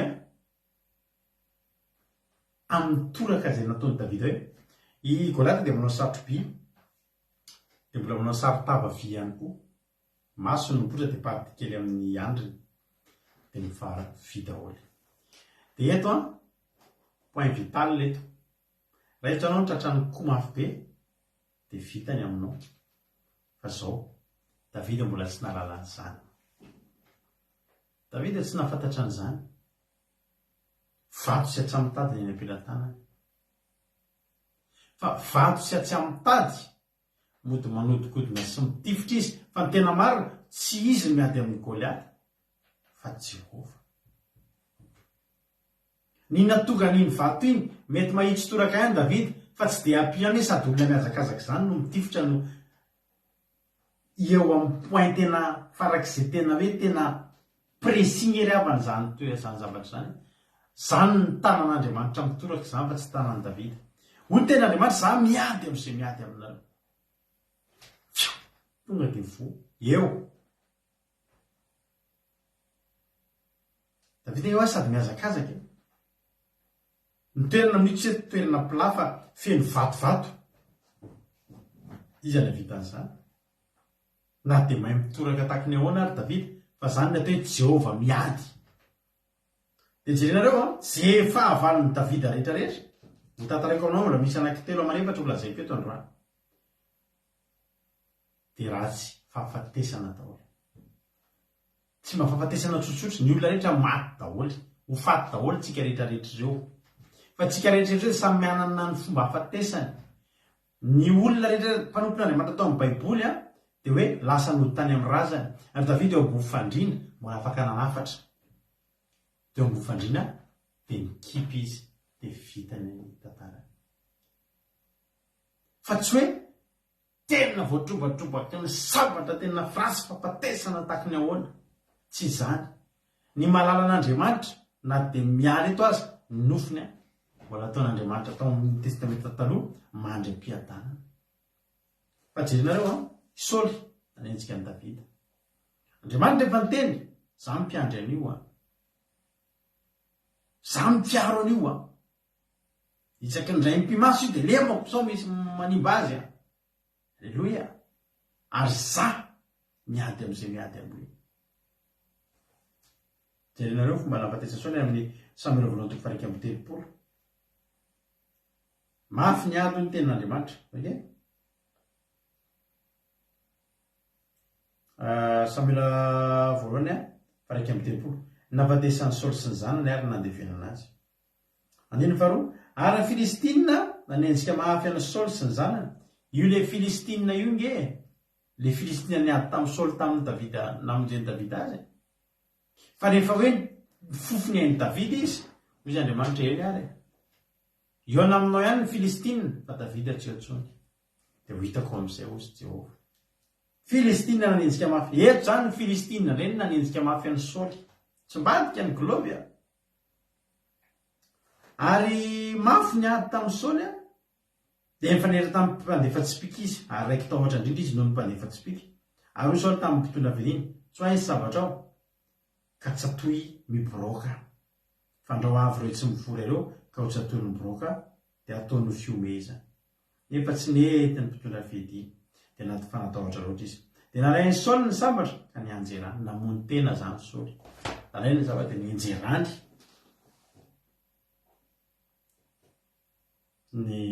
ary rehefa hitany mpitondra fediny fa maty Saoly de mba nianjera tamin'ny sabany koa izy ka niara-maty taminy koa de niara-maty andro zay i Saoly sy ny zanany telo lahy sy ny mpitondra fediny ary ny olona rehetra fa ny tena marina mbola tsy maty Saoly teo i Saoly le nianjera tamin'ny sabany iny mbola tsy maty avakitsika Samuel faharoa toko voalohany de zao natao ohatry ny ho afa baraka i Saoly ny antony namonoany tena fa mihoatra noho ny fahafahambarakany azy satria zao nisy lehilahy anankiray zana tspika miaramila Filistina no natahorany Saoly namonoany tena fa nisy lehilahy anankiray indray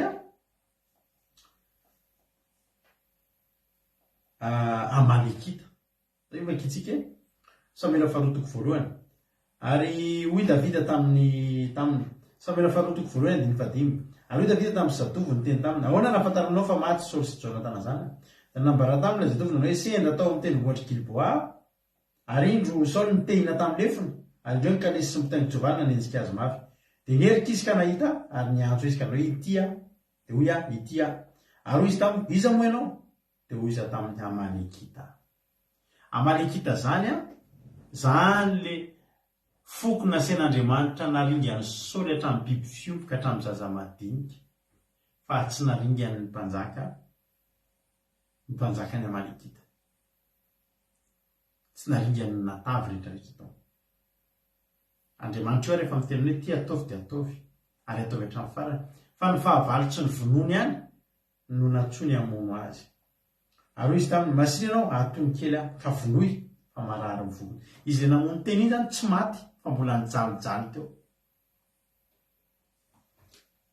de nanatona azy izy ka namono azy satria fantatro fa tsy ho velona izy raha rezy ka tena raiko ny saribonany andohany sy ny fidimony ary ny fetanany teo amin'ny sandrany kanetoka ty amin'ny mpanjaka tompo hitanareo ratsy fahafatesana inona natonga ny Saoly ratsy fahafatesana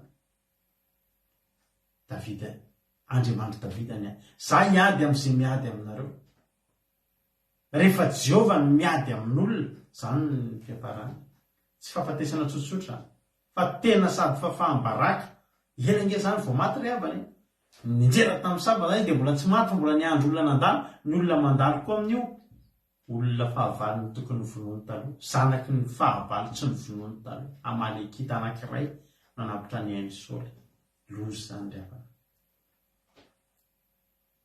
tsy Davida navitan'izany fa Jehova lay mpiandry an'i Davida navitan'izany sady nienjehany liona sy ny bera nalainy ny ondry Davida efa nivily avy Saoly tamin'ny fahafahambaraka zany na tamin'ny endrika manisaka zany nalain'Andriamanitra tao Davida ary Saoly kosa nasian'Andriamanitra zany ny fahafatesana mbola nisy fahavalon'i Davida araiky Absalom zanany ihany nahaka ny fanjakan'i Davida tamin'izany zany zany de amin'ny Samuel faharoa indray misy an'izany de jerenareo nalainy Absalom ny fanjakana fanjakany davida voviravira ndray zany davida teto voviravira ndray zany ny fanjakany israely teto de laza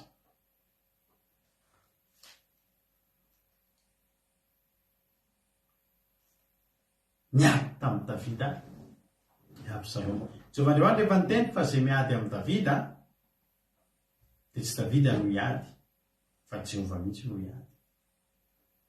Ianareo fomba fahafatesan'izany Absaloma zany rehefa tonga ny fotoana.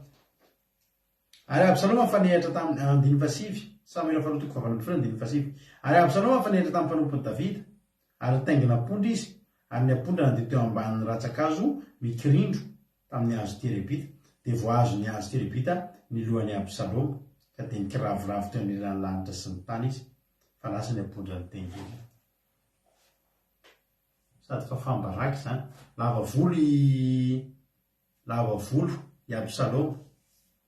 Tsika lehilahy dia tsy tokony ho lava volo. Halleluia. Indrindra mpanompon'Andriamanitra. Tsy eto volo. Hitanareo le sary amin'ny ino mantsy atao io référence le film Jesosy lava volo reny fa tsy ara-baiboly zany lehilahy lava volo zany. Tsy lava volo ny lehilahy. Tsara ety ho ny tenin'Andriamanitra. Sola oatra anahy koa Paul ny sola oatra anahy fa volo tsara ety tsara fa tsy lava volo. Fa i Absaloma lava volo. Ary rehefa lava volo izy dia niazakazaka nitsoka nandeha apondra, taingina apondra. Dia nisy hazo le misaringringitra ireny dia nandeha teo ambaniny iny. Tonga ny volony dia nisarangotin'ny hazo. Possible ve zany ozy nareo? Fa ohatriny ahoana loatra zany fa hazo zany tena misy tena misaringitra ohatriny ahoana.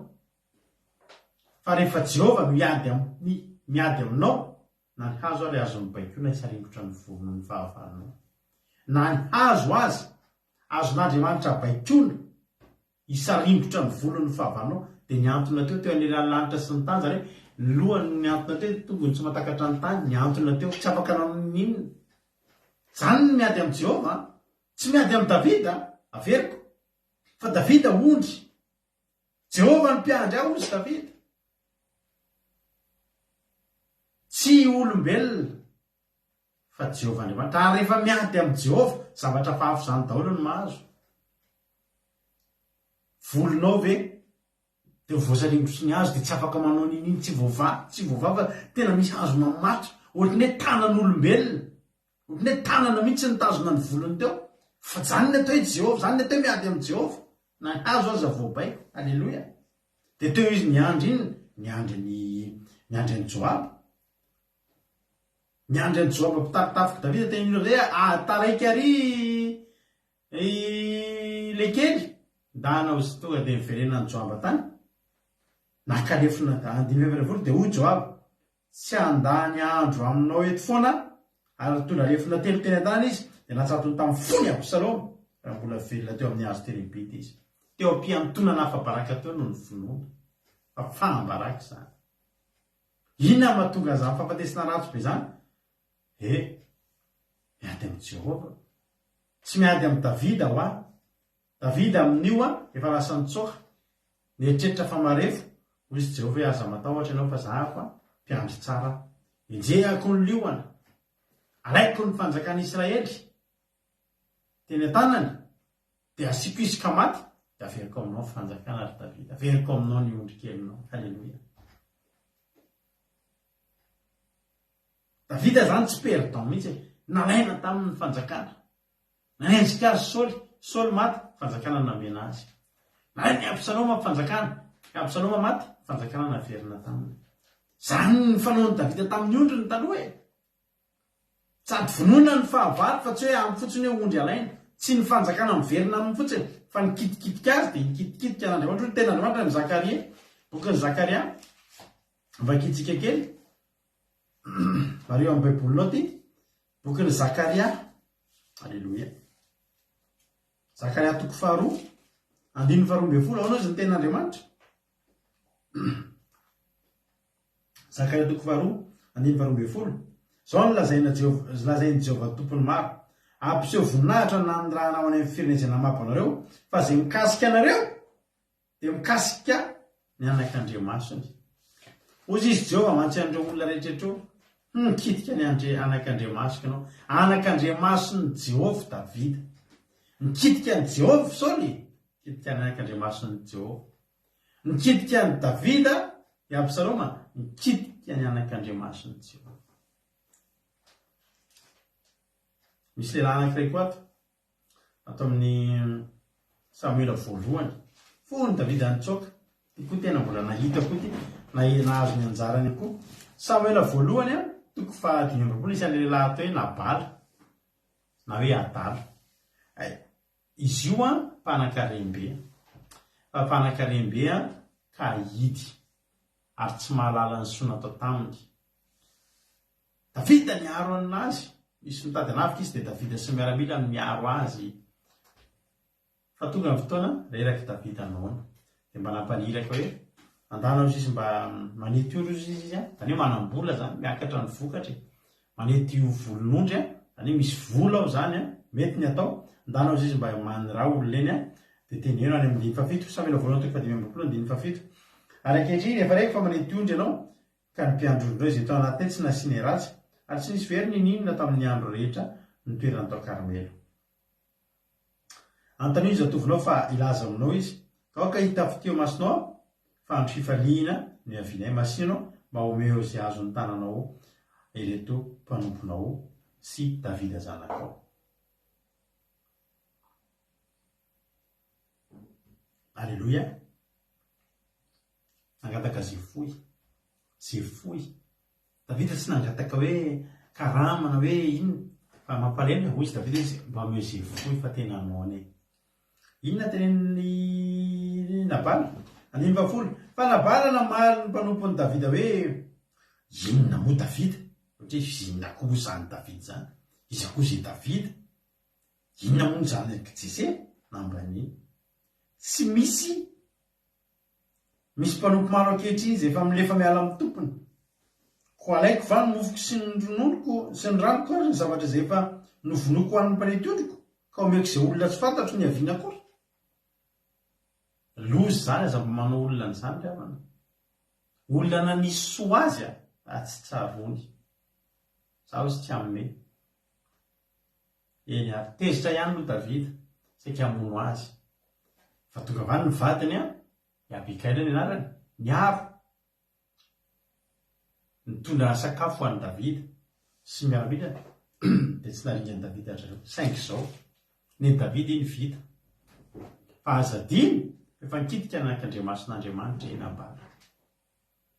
Ny Davida iny vita tsy nandringany Davida fa Jehovah mbola tsy niteniny teniny Samuela voalohany 5:20 andiny 7.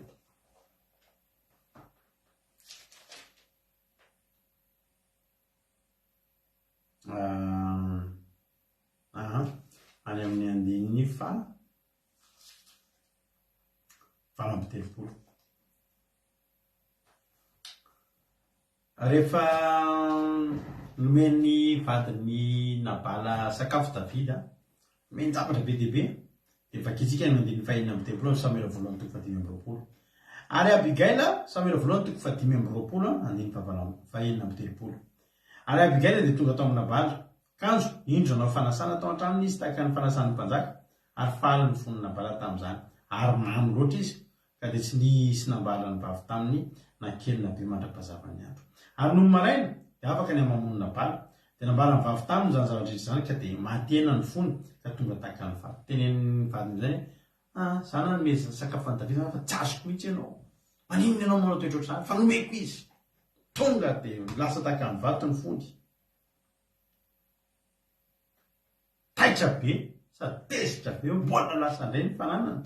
Andiny 5:30 ary ny afaka foloana nasiany Jehovah Nabala ka dia maty izy. Nasiany izy ahoana? Davida amin'io fa tsy ao. Nasiany Jehovah satria naninona? Nikitika ny anak'Andriamasina, nikitika ny zanak'ondriny ka izy mpiandry. Jehovah mpiandry. Ahoana nanaovan'i Davida ny leona sy ny bera? Novonony Davida Nabala. no vonoan'Andriamanitra nabala. Ho ny tenin'Andriamanitra nasiny Jehova nabala. Nasiny Jehova fa tsy nasiny Davida. Ny Davida efa vita, ny Jehova mbola tsy vita. Angavana mahatonga antsika hoe misy fotoantsika manana fahavalo, misy fotoantsika tsy afaka manao ninina, aza manao ninina mihitsy. Kely ny vitantsika raha vita ary mety tsy hisy ninina fetraikany amin'izany kory ary. Fa aleo Jehova ny amely, aleo Jehova no hiteny. Ary efa Jehova no hiteny. Davida efa tsy teo intsony. Afaka tamin'ny nadio ny tanan'i Davida fa Jehova no namely an'ny Nabala. Zany ny toetran'Andriamanitra. Zany ny toetran'Andriamanitra. Mety be mihitsy ny fangatahana izay ataon'ny Suzay hoe sahako Jehova mba ataovy tahaka ny anak'Andriamasonao. Zao ngery avany. Rehefa anak'Andriamason'Andriamanitra tsika, rehefa Jehova no mpiandry antsika, tsy milamina ny fahavalontsika ireo. Tsy milamina ny fahavalontsika ireo. Ozy Davida nangataka mihitsy ohatran'io fangatahana nataony Suzay mba raisy ty teny ty fa misy teny ohatr'izay mihitsy atao amin'ny Baiboly. Any amin'ny Salamo fa 7:10. Io Salamo fa 7:9 mihitsy io teny Suzay hoe Jehova mba ataovy tahaka ny anak'Andriamasonao amen. Dia tia ny teny nomeko anao io Suzay la tia io teny io. Salamo fa 7:9 arovy tahaka ny anak'Andriamasonao a. Halleluia. Afenao ambany ny aliko ny elatrao a. Halleluia. Io zany zao ny tenin'ny Suzay la teo. Salamo 17:8. Isika rehetra afaka mangataka an'izany. Fa amin'ny fotoana ianao anak'Andriamason'Andriamanitra, matetika atahoran'ny olona mihitsy zanaka zany tantarabe zany. Ohatra ny ampianarana dia na ny mpampianatra ary manome nôty tsara. Inona ny asan'ny tantanareo? Tantarabe. 20/20 ese, netika hoe fianarana ese. Inona ny asan'ny tantanao? Mpandrafitra. Ary nareo zany tsy dia mahay lesona mihitsy a. 5/20. Fa ny ese inona tsara ny nay aman-dreny ese? Ke ave tantarabe mpandatsa balatra. Iresako amin'ny direktrice fa 21/20 mihitsy no menana. Atahoran'ny olona zanaka tantarabe zany. Mpandatsa balatra. Fa za miteny anao androany. Ny mpivavaka. Manana n'Andriamanitra ho mpiandry tsara. Anak'Andriamason'Andriamanitra mampatahotra lavitra anao ireny. Tsy azo atao. Fa tonga dia ratsy fefara. Tsy hoe mampitahotra anao a. Fa zany ataovy izay tonga anao. Anana ny Jehova mpiandry tsara. Fa tsy milamina ao ny fahavalonao. Tsy milamina. Teny amiko anao zany. Ary ninninona lehanao, naiza lehanao. Halleluia. Arahan'Andriamanitra foana. Jerena tsara fa Davida io. Nisy fotoana Davida ambaraparanako azy. Any amin'ny Samuel voalohany 1:20. Amin'ny fotoana rehetra eo Andriamanitra. Manolotsaina. Tsy mandaona mafoy. Samuel voalohany 1:20. 2:20. Teto rehefa andao melohan'izay. Samuel voalohany 1:20 Nosiramaty dia nanosirany Davida nakany Noba sy ny alany tany nakany Gata. Vakiko 2:2. Ary Davida tonga tany Noba tany amin'ny Ahimeleka mpisorona ary torakovitra Ahimeleka ka neona tamin'ny Davida ka nanao tamin'ny hoe ahoana ny mandeha irery anao fa tsy misy manaraka anao? Dia hoy Davida tamin'ny Ahimeleka mpisorona. Ny mpanjaka izay manome raharaha, ny mpanjaka efa nanome raharaha ka hoy izy tamiko aoka tsy ho fantatr'olona ny raharaha ny rahako sy nandiako anao ka dia nasiako nakary ny zatoviko. Ho inona ny misy ato aminao? Mimofo 5 aho entiko ety an-tanako na zay misy. Jerena Davida. Davida isaky mangata-javatra dia manery teny. Tary izy zao ny teny tamin'ny Nabala hoe mba omeo izay misy. Inona ny misy? Neny teto izy mba nangataka tamin'ny Ahimeleka mba mimofo 5 ahako na zay misy na ray aza tsy manino. Misy ray ary dia efa kasitrahako. Halleluia. Hoy ny mpisorona tamin'ny Davida. tsy misy mofo fihinana ataoniko fa mofo masina ihany ny ato. Mofo masina io io ny atao hoe mofo aseo. Mofo aseo zany dia zao ao amin'ny tepoly eo amin'ny faritra avaratra amin'ny akavanan'ny mpisorona, raha manoloana ny alitara mpisorona atao amin'ny akavanana mpisorona, misy latabatra vita amin'ny hazo dia misy volamena, misy haingony volamena, dia eo ambonin'io misy mofo 12 mirepresente ny foko 12 ny zanak'Israely. Ny hevitry dia zao mofo mafana izy io, mofo vao natao ohatry ny hoe mofo androany, dia soloina foana io mofo io. Io mofo io dia endrika misy fomba filaza anazy koa hoe mofo tavan'Andriamanitra. Any hoe endriky ny fanatrehan'Andriamanitra ny hoe rehefa mahita an'iny olona dia mahatsara hoe Andriamanitra tena mahavoky, mahafeno, mampatanjaka, dia atao eo amin'ny alitara, eo alohan'ny alitara, eo amin'ny akavanana mpisorona io zany misy an'izay atao hoe mofo aseo 12 isany. Io mofo aseo io dia tsy azo niza hoanina io na mpanjaka aza afa-tsy ny mpisorona ihany. Ny mpisorona ihany manamaso tena be ary vao mihinana io mofo aseo io. Noana rehefa Davida, jerenareo amin'izany ny fitiavan'Andriamanitra ny Davida. Tonga Davida noana be, tena noana be, andro vitsivitsy tsy mihinan-kanina nefa miazakazaka mandeha mitsoaka. Raha ny tena marina izay mihinana ny mofo dia manoto enatrehan'Andriamanitra ankoatra ny mpisorona. Davida tsy mpisorona fa nefa kosa zanak'Andriamanitra noana. Alleluia. Izy ilay mpisorona hoe tsy misy afa-tsy io, dia hoy Davida hoe meo amin'io ihany hafanoana, meo aho izy fa tsy manino. Mijery mitazana hoe ho faty Davida io mihinana ny tsy tokony hohanina, fa n'Andriamanitsika io afaka malalako. Tena Andriamanitra mahavariana sady mahagaga ny tsara. Anak'Andriamasony, ondry fiandriny, nandefitra Andriamanitra, navelany nina ny Davida. Nina ny Davida, tsy nisy olo tsy nanino.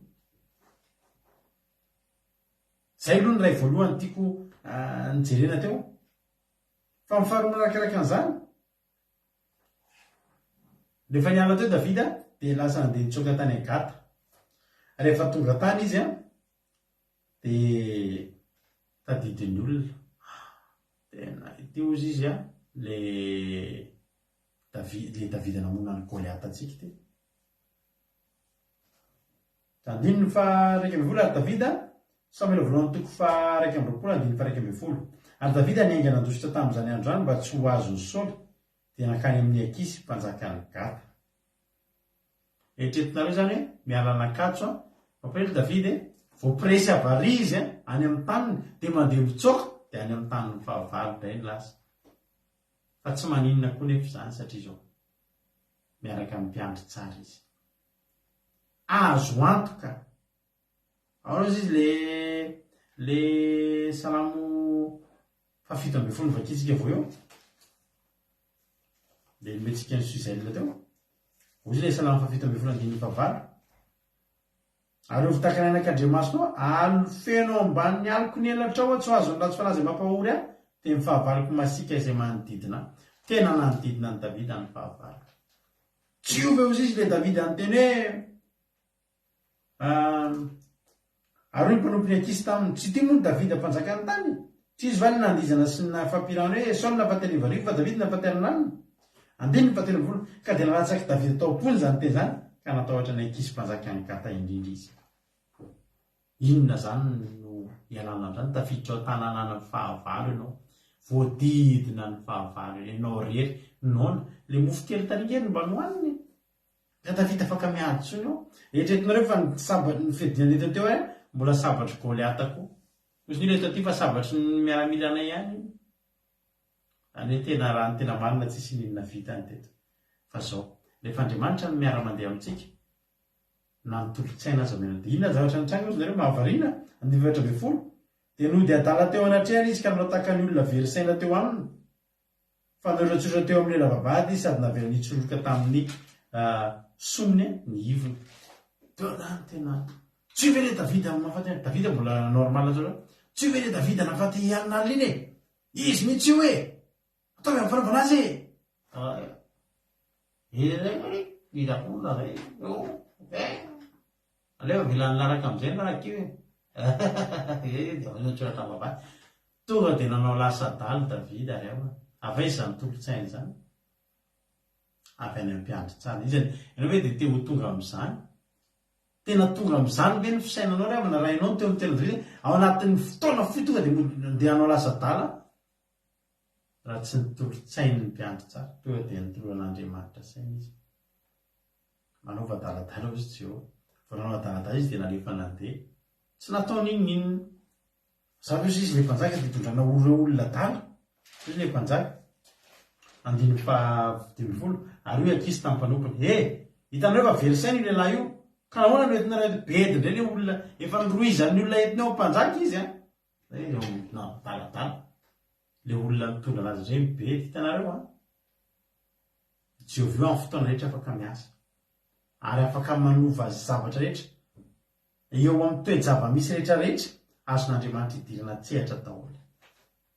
ary tsy mivadika any aminao zany ny fahadisoana mbola le olona mitondra azy ireny bedin'ny mpanjaka fa tsy davida nalefa nandeha fotsiny voatavavoaka ny vavady izy fa ny endray ivlasa am'izay izy nitsoka eto ary tongotra izy fa za tsy adary zany fa endry alleloia zany ny olona rehefa ambany afenin'Andriamanitra eo ambany elany mba mety aminao ve androany raha mba afenin'Andriamanitra eo ambany elany ianao ry havanao malala za Andriamanitra za koa mba afenao ambany elany afaka mangataka an'izany ianao ny androm-piainan'ny davida rehetra ry havana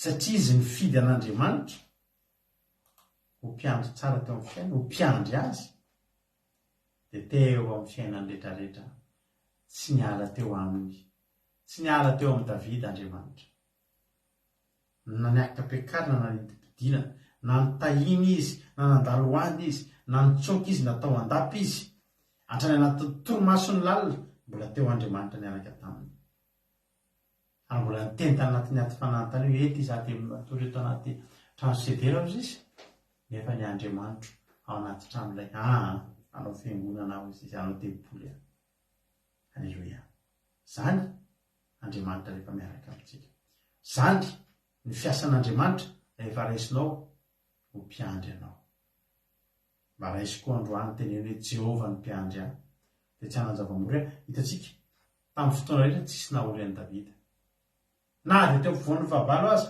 tsy ory famonjena Davida tsy ory ninninona Jehovah ny mpiandry ahy tsy hanan-java-mory ahy hoy Davida dia ataontsika tena mampinaritra be ty hoe zay elizay aho teo foana zay elizay ianao teo foana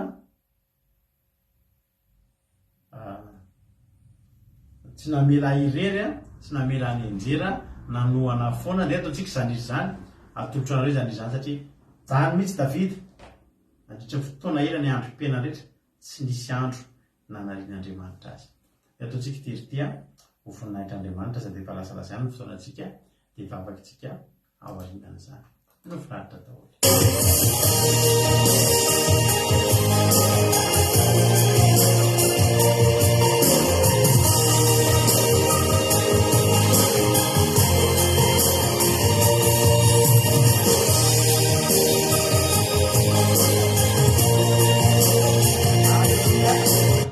alleloia mialatsiny amintsika ny tapahany kely iny loha so dia misy anakiroa amintsika kosa aloha alleloia maniry mba hizara fahatsapana fa elaeltsika sy hizara fahatsapana fa ary efa tsika iny iriny rehefa avy eo miandry anao any ziony iny tsara vy mihitsy iny iriny fa zao andolo antsika raha misy aminareo hizara fahatsapana mampinaritra be meny ny fizarana fahatsapana anareo raha misy aminareo hizara fahatsapana dia iny ny compteko mialatsindrina napakaina napakan'le hira teo fa efa tamin'ny zomama antsika nisy napatsy hoe tao tsisy fizarana fahatsapana dia reo mba tsitsika kely androany iny ny compteko iny akiradio andranoka izao io ina rehefa amin'ny commentaire iny afaka miantsona amin'ny messenger nareo zao izay mazoto izara-pahatsapana dia tonga de ampandrosoana izy a manao appel izy a amin'ny messenger de miditra mizara-pahatsapana ianao izy ary nanao appel olona anankiroa eo a alleluia olona anankiroa anao sary adala rehefa vasiko patron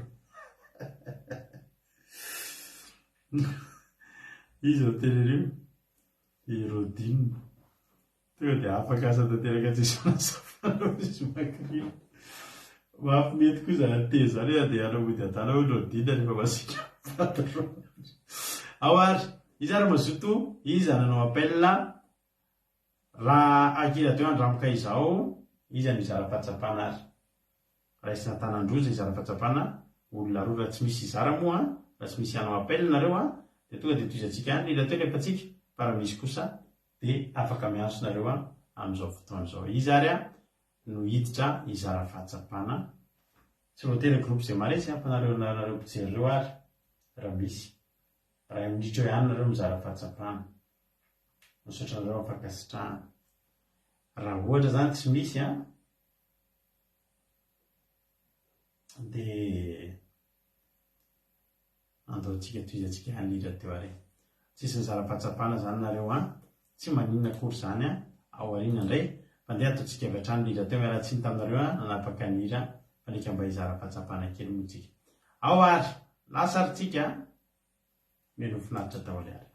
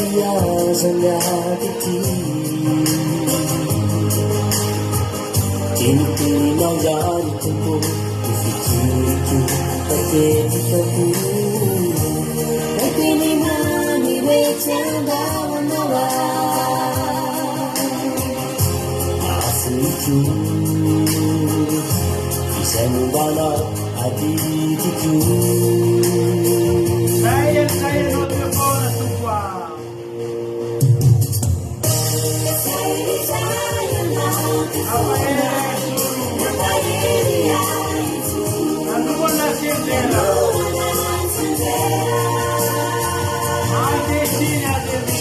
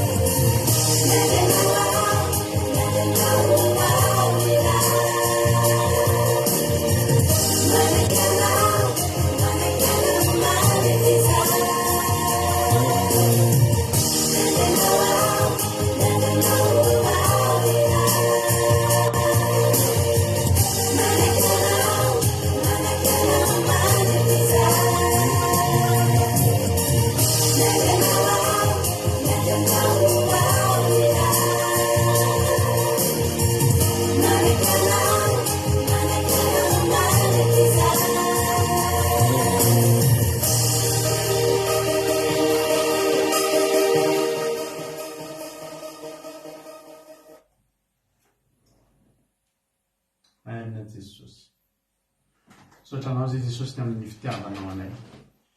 Dia sy mankalaza ary manome voninahitra anaranao Tompo, fa tsara tsy misy toanao tokoa. Tsapanay tokoa Andriamanitra zany hoe miara-mandeha aminao zany. Tsapanay tokoa Andriamanitra zany hoe fiainanay miaraka aminao zany.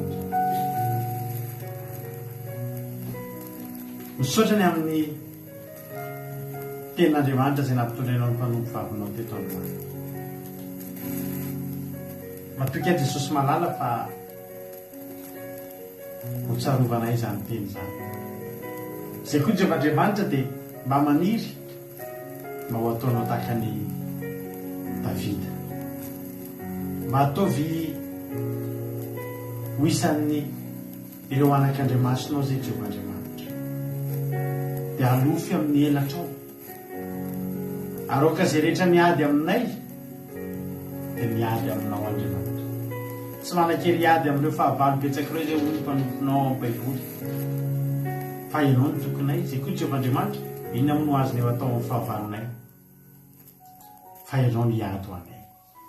Ary raha ianao ny ady ho anay dia tsy misy fahavalo tapajanona zany. Saotra Jehovah-Andriamanitra. Voninahitra ho anao. Fa io zany teny izany mba haritra aty anatinay ho fiainana mandrakizay. Jereo ny tsirairay avy izay tonga teto androany. Oka ny tsirairay avy izay tonga teto androany hanolo tena ho anao Andriamanitra. Dia mba hiteny koa hoe Jehovah ny mpiandry ahy. Fa raha ianao tokoa ny mpiandry anay dia tsy misy inona mahaory anay. Misaotra Jehovah-Andriamanitra.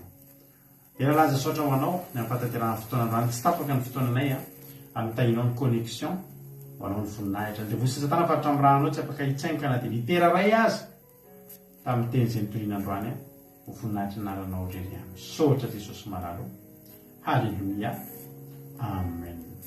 Ivavaka ho an'ny firenentsika amin'izao fotoan'izao ampanosika nambavitsika nambinina ivavaka ho an'ny firenena. Tainy tompo raha nambavina nambinina anao ny fitenenana. Tainy tompo pastera dia tainy tompo isika rehetra mbola hiara-miaraka indraintsika amin'izao fotoan'izao. Mbola misaotra mondresy Jehovah-Andriamanitra ray ny tsara indrindra. Misaotra ny amin'ny fotoana izay nomenao anay teto. Misaotra ihany koa ny amin'ireo mpanompo izay nampiasainao nitondra ny teninao sy ny vavaka maro. Tena hoe mamy ary nampahery ny teninao Jehovah-Andriamanitra. Aoka tena hoe iraikitra ao am-ponay lalandava ny teninao Jehovah-Andriamanitra. Tsy manana Andriamanitra hafa-tsy ianao izay ary ianao no Andriamanitra itokianay. Misaotra ny amin'ny zavatra rehetra Jehovah-Andriamanitra. Andriamanitra tsara sady mpanao tsara ianao.